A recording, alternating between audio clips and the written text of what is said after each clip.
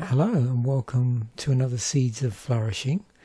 So today, this is going out on a Sunday. My recommendation for a book, and a book that I thoroughly enjoyed, is Simon Reynolds' Rip It Up and Start Again, Post-Punk 1978 to 1984.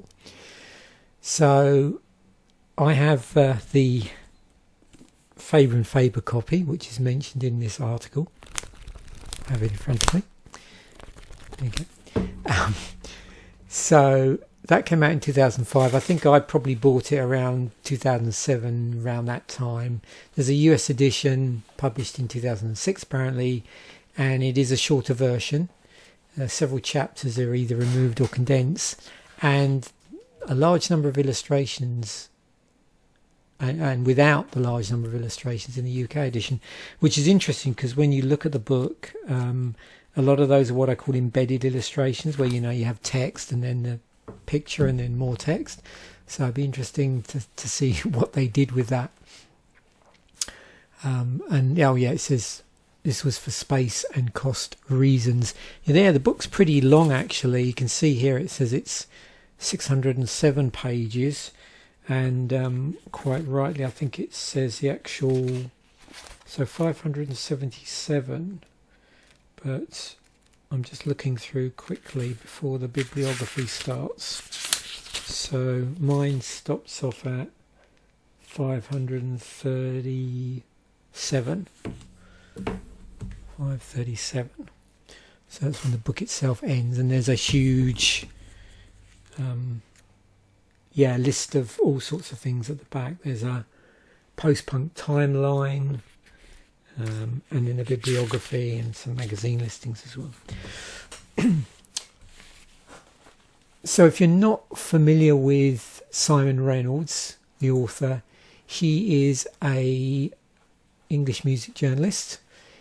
Started off in Melody Maker, and since then went freelance, and he's published a number of books.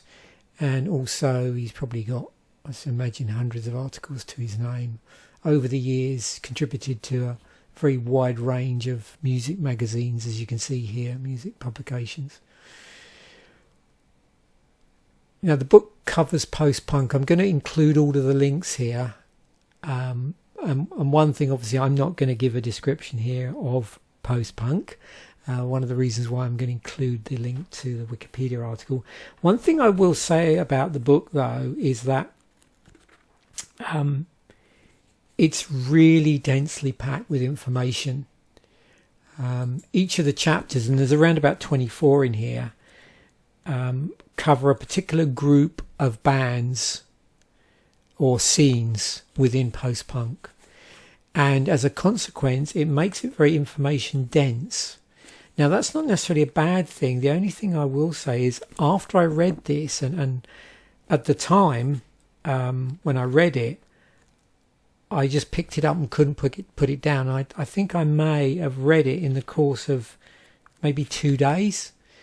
And it just, afterwards, my mind felt like it was going to explode. There was just so much stuff. Now, at that time, I didn't have Spotify. So,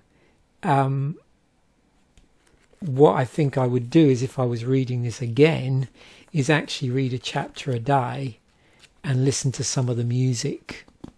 Just reacquaint myself with some of the music. That might be a better way to do it. And it might, the music actually might help my brain slow down. I suppose it depends what sort of post-punk it is. But I think you know what I mean. It's quite nice to read a bit and then listen to the music when it's this dense. So yeah, there's a information density warning from me that comes with this book. And other links I'm going to include related to this video is there's a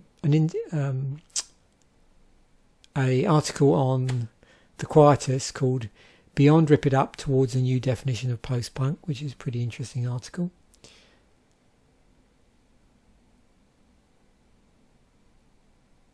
There, which you can sort of check out.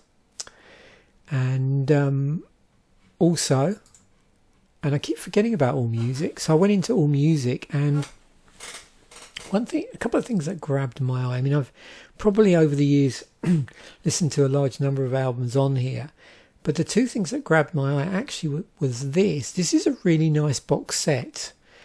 I bought this. This came out in 2007, and I think I know, I'm not sure when I bought it, but this was bought as a gift for my soon-to-be wife. So that would have been around either early 2009 or late 2008.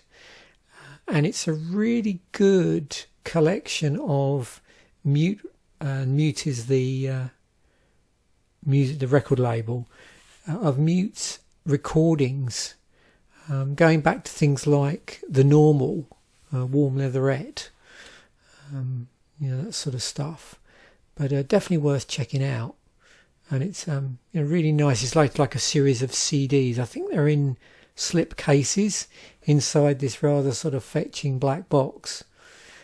And the other thing I noticed on here, it mentions Rough Trade. There's also a series of really cool Rough Trade CDs, which covers different genres as well. They've done over the years. So that's two that really sort of jumped out at me and reminded me of those things.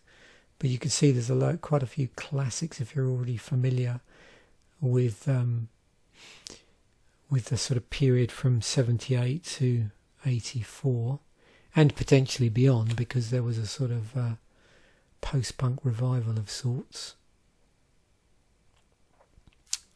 See Pierre Ubu's there several times. And then just talking about a particular YouTube channel, which is my favourite one for, I think, getting a bit of an introduction to a certain genre. So the channel's called Deep Cuts. I'm trying to remember the name of the guy that does it. His name escapes me now. I should have watched one of these just before I did this. I used to watch this all the time several years ago.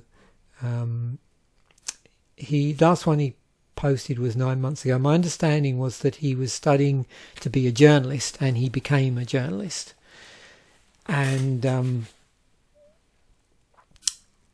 so you sort of see some of these videos. There was a video back here, I think, where he said the channel was going on hiatus, and then he did do something fairly quickly, but then there was a bit of a slow roll.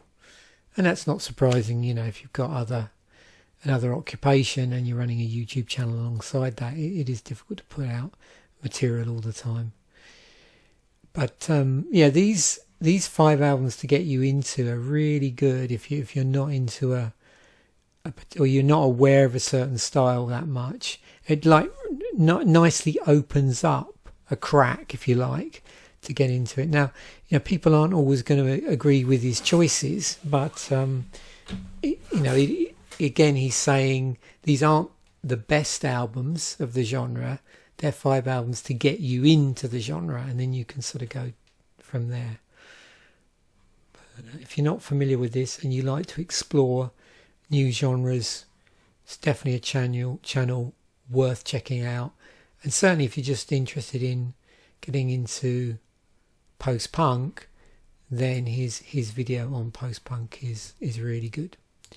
So that's really all I wanted to say about this particular book, and open up a few avenues there for flourishing if you're interested in exploring it. I mean, there's just so much potential for music exploration in this book.